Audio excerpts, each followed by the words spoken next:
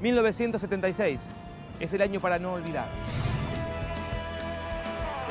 La muerte de Perón en 1974 y la incapacidad de Isabelita para conducir el país fue la excusa perfecta para llevar a cabo, con un golpe militar en 1976, el periodo más trágico que vivió la Argentina. 7 años de dictadura, tortura, desaparición de personas, apropiación ilegal de hijos, guerras, censura.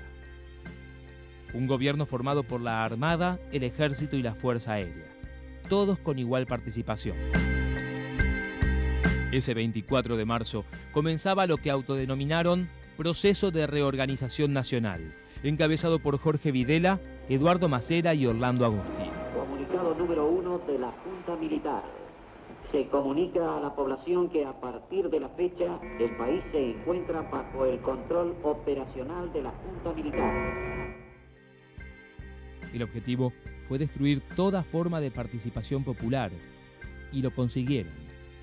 Cualquier voz disidente sería callada. Cualquier manifestación política, social o sindical reprimida implacablemente. Si durante la presidencia de Isabel Martínez de Perón, la AAA, liderada por López Rega, implementó un esquema de persecución y exterminio, la dictadura del 76 llegó para completar y profundizar un modelo basado en el terrorismo de Estado. El Congreso quedó nuevamente vacío. Los sindicatos fueron intervenidos, los partidos políticos proscriptos, las huelgas de trabajadores solo un recuerdo, los medios de comunicación censurados. Miles de libros y revistas terminaron en la hoguera. Los locales nocturnos debieron apagar las pocas luces que tenían y los hombres fueron obligados a cortarse el pelo. 30.000 estudiantes, sindicalistas, intelectuales y profesionales fueron secuestrados, asesinados y desaparecidos de la noche a la mañana. Sus hijos, apropiados ilegalmente. Frente al desaparecido, en tanto esté como tal, es una incógnita el desaparecido. Si el hombre apareciera, bueno, tendrá un tratamiento X. Y si la desaparición se convirtiera en certeza de su fallecimiento, tiene un tratamiento Z. Pero mientras sea desaparecido, no puede tener ningún tratamiento especial. Es una incógnita, es un desaparecido. No tiene entidad, no está. Ni muerto ni vivo, está desaparecido. Otros, en cambio, pudieron escapar al más triste exilio.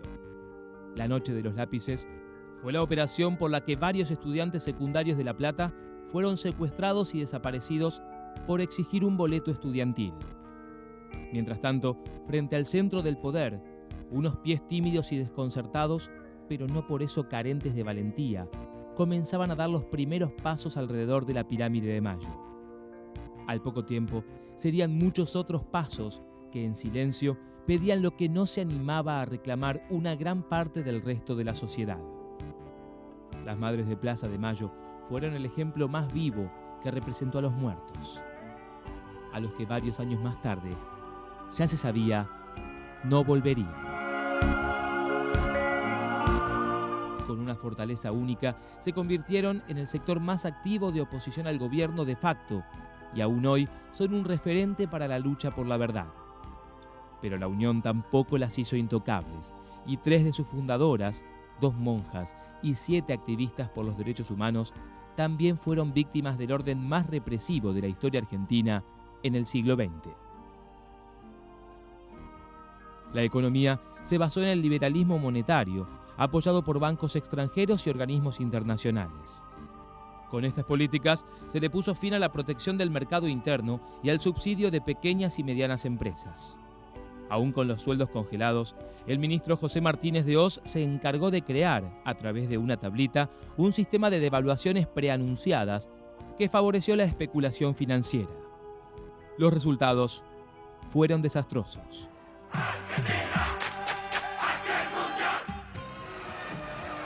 Pero durante 25 días, los problemas del país pasaron a un segundo plano. El Mundial 78 se encargó de tapar más muertes, desidia y dolor, mientras que los únicos gritos que se escuchaban eran los que iban dirigidos a Kempes, Luque y Filiol, con cada gol que metían.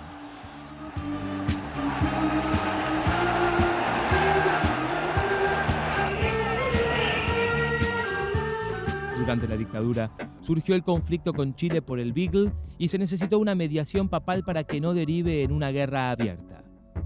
Pero en 1982 comenzaba el fin con la Guerra de las Malvinas. La derrota argentina marcó el derrumbe político del régimen, para darle paso a la democracia, que volvía después de 7 largos y sangrientos años.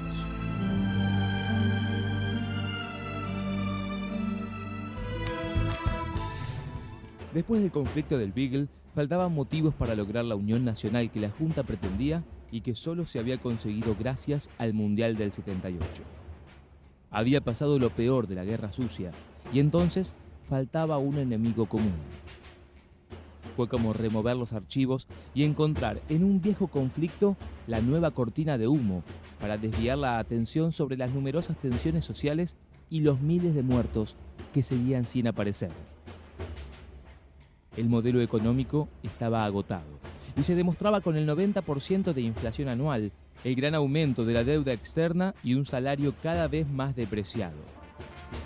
El general Leopoldo Galtieri, que había sustituido a Roberto Viola, jugó su última carta, con la recuperación de las Islas Malvinas.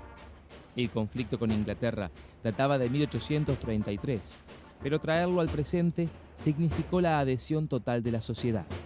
Si quieren venir, que vengan, les presentaremos batalla. Aún sin una preparación militar adecuada y con el apoyo de los Estados Unidos a Gran Bretaña, las tropas argentinas desembarcaron en Puerto Stanley la madrugada del 2 de abril de 1982. Mientras tanto, nuestro país recibía el respaldo de todos los países latinoamericanos, con excepción de Chile, ya que el régimen de Pinochet brindó ayuda logística y bases para unidades de comando a los británicos.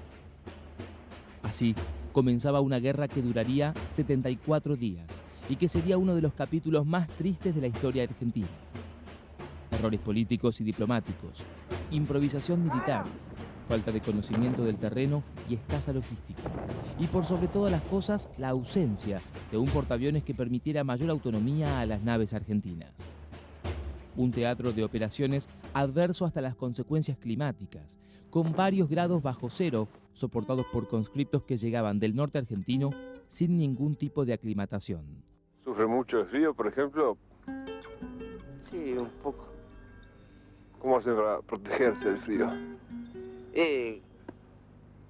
La ropa, después tenemos el abrigo. ¿Piensan en la posibilidad de un combate? No sé. Durante la toma del archipiélago, la premier británica Margaret Thatcher liberó a la isla y así consiguió que la ONU considerara a la Argentina país agresor, ganando la primera batalla diplomática. La defensa se puso en marcha. Rápidamente enviaron 2 portaaviones y unos 28.000 hombres, y el 25 de abril reconquistaron Georgias del Sur. Pero si bien no pudieron expulsar a las fuerzas argentinas, el 2 de mayo el submarino nuclear Conqueror se encargó de debilitar la victoria cuando provocó el hundimiento del crucero General Belgrano, por el que murieron 368 hombres. La respuesta no tardó en llegar, y la aviación argentina lanzó un misil Exocet que hundió al destructor británico HMS Sheffield. Luego, mientras los británicos preparaban un desembarco en la Gran Malvina, continuaban las negociaciones diplomáticas para emprender una retirada que el gobierno argentino negó si no se le garantizaba la transmisión de soberanía. Los esfuerzos fueron en vano, y el 21 de mayo las tropas enemigas desembarcaron con éxito en San Carlos, y una semana más tarde un contingente británico derrotó a una guarnición argentina, pudiendo avanzar hasta Puerto Stanley, tomándolo definitivamente el 14 de junio y provocando la rendición de la guarnición a cargo del general Menéndez. Con la Guerra de Malvinas morían 649 argentinos, 255 británicos y 3 civiles. Pero con ella también se despedazaba el régimen de la Junta Militar, obligándola a llamar a elecciones libres para darle paso al periodo más largo de la democracia en nuestro país.